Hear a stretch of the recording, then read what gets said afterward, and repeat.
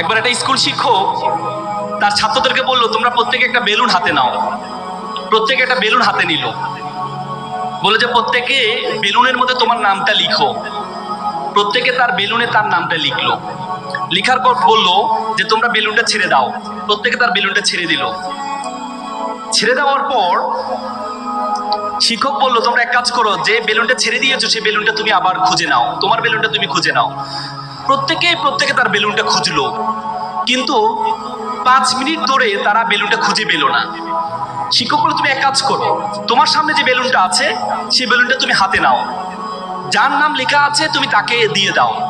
দেখা গেল 1 মিনিটের মধ্যে প্রত্যেকে তার প্রত্যেকের বেলুনটা খুঁজে পেল। শিক্ষক বলল, দেখো আলটিমেটলি এখানে শিক্ষা কি? এখানে শিক্ষা হচ্ছে, তুমি যদি নিজে সুখী হতে চাও তাহলে তুমি কখনো সুখী হতে পারবে না। তুমি যদি অন্যকে সুখী করতে চাও তাহলে অন্যকেও সুখী করা সম্ভব। তুমি